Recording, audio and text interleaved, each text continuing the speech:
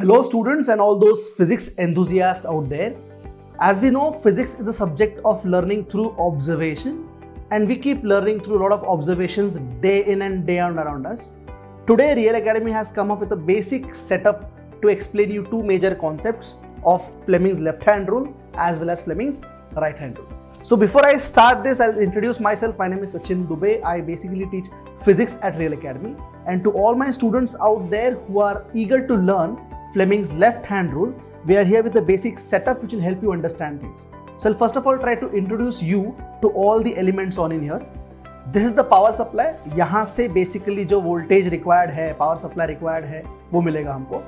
This is the switch. This is basically the gateway for the power supply to go on, right? अगर switch off रहेगा तो circuit dead है. Switch का on होना बहुत ज़रूरी है. Unless and until switch is on, the circuit is useless. And this is the basic setup of magnets as well as a conductor placed, right? So this is red color being the north pole, blue being the south pole. ये तो ये magnet का setup है. जो आपको wire के साथ नीचे हुए दिखा रहा है ये, this is basically the conductor. This particular thing moving is the conductor, and the wires you can see which are arranged to make sure that the current flows. The moment I say the current flows tells you one thing, that current is going to be an input. So before all of that, let us understand the basics. Okay.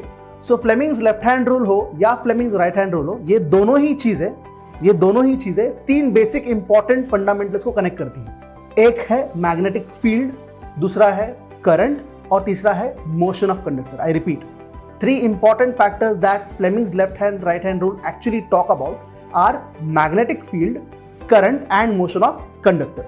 Left hand rule और right hand rule में फर्क ये है कि यहाँ पे inputs अलग है, आउटपुट्स अलग है, और वहां पे इनपुट्स अलग है, आउटपुट्स अलग है. हम लोग पहले सिर्फ लेफ्ट हैंड रूल को स्टिक करेंगे.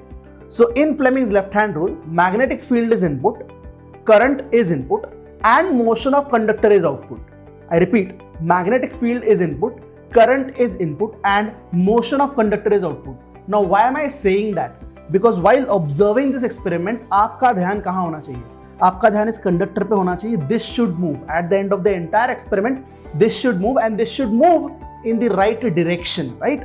Also, जब मैं बोल रहा हूँ magnetic field और current input है, तो I should give current as the input. I have already placed magnet, so magnetic field automatically input हो गया.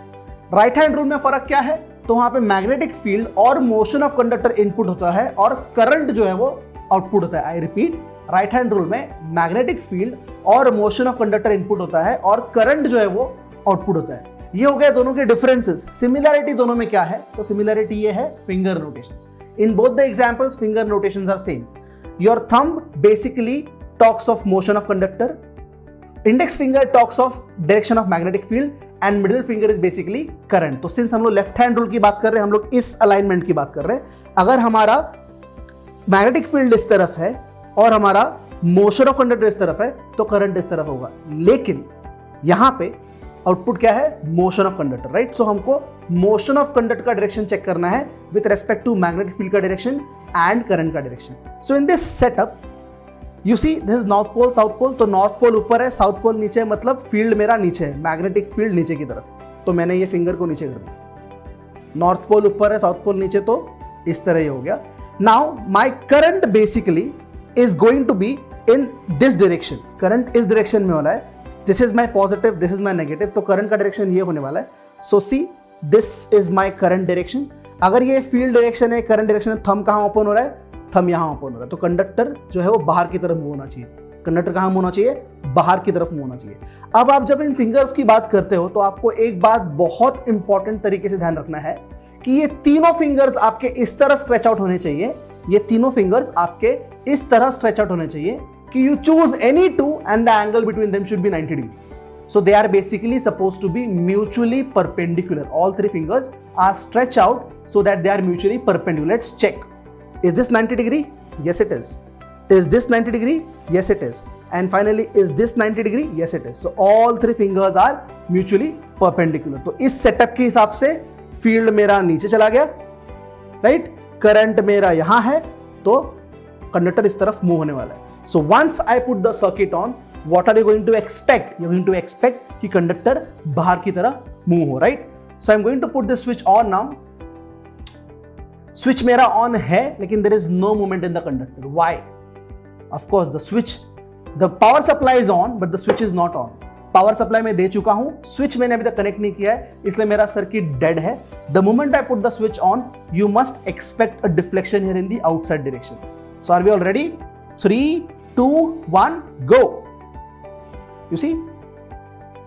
The moment I break the circuit, it is back to original position, and the moment I put it back on, you can see the deflection outwards. Am I correct?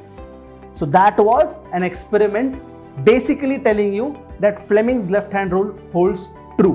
अब इसके आगे deflection check करना हो opposite direction में, मतलब अगर मुझे conductor अंदर मूव कराना है तो इस सेटअप में फील्ड नीचे था, इस सेटअप में अगर मुझे इसको अंदर लाना है, so basically in that case field तो मेरा ऐसे ही रहेगा, मैं मैग्नेट्स मूव नहीं कराने वाला, करंट को मुझे यहां भेजना पड़ेगा. सी फील्ड मेरा ऐसे ही रहेगा, इस समय हम लोग इस पोजीशन में हैं.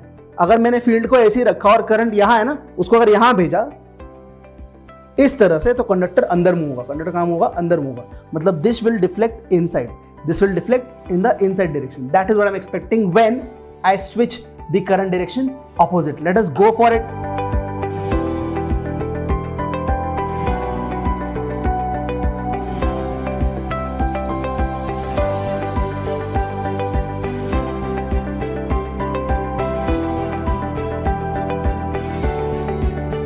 Okay, so now our setup is ready to check Fleming's left hand rule otherwise. Otherwise मतलब हमने फर्स्ट केस में जो पूरा सेटअप किया था, जो अलाइनमेंट रखी थी मैग्नेटिक फील्ड की और करंट की, उसके हिसाब से मोशन ऑफ कंडक्टर आउटसाइड आ रहा था, आपकी तरफ आ रहा था, इसलिए this was moving outside. Now the setup is done in order to make sure that conductor moves inside, मतलब मेरी तरफ कंडक्टर मूव हो, उसका सेटअप रेडी है, जिसके लिए हमने सिर्फ क्या किया, तो हमने करंट का डायरेक्शन चेंज किया. एक बार वापस फिंगर रोटेशन देख लेते हैं. This is our alignment, this is our ideal alignment. शुरू में क्या था? शुरू में फील्ड नीचे, current from my left to right, thumb goes outwards. That was in the beginning. That is what you observed. Now, what is expected now? I'm wanting this current or this motion of conductor to be inwards. So I'll have to change direction of current because I cannot move the magnets as such, right? So field नीचे ही रहेगा.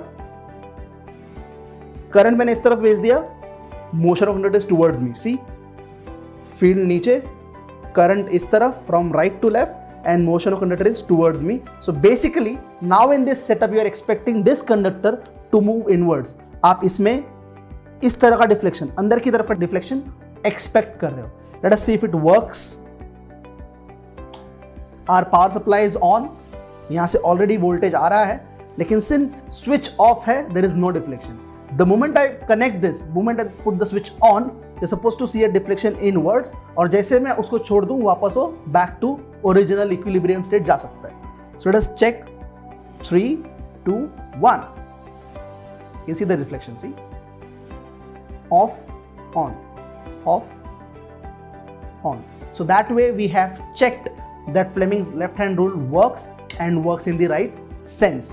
To conclude, it basically connects basic three things: magnetic field, current, and motion of conductor. Magnetic field, current, and motion of conductor.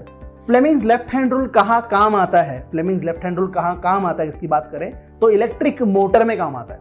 Electric motor कहाँ काम आता है? तो आपके fan में काम आता है. आपका फैन कब ऑन होता है? जब आप बटन ऑन करते हो. तो बटन ऑन कर रहे हो ना, तो करंट इज इनपुट, उसमें ऑलरेडी मैग्नेटिक कनेक्शन है, magnetic field is already there. तो magnetic field is input, current is input, and motion is output. Magnetic field is input, already अंदर है, current is input, and then motion is output. तो Fleming's left hand rule का बहुत direct application is what? Electric motor. So that is how you're supposed to remember.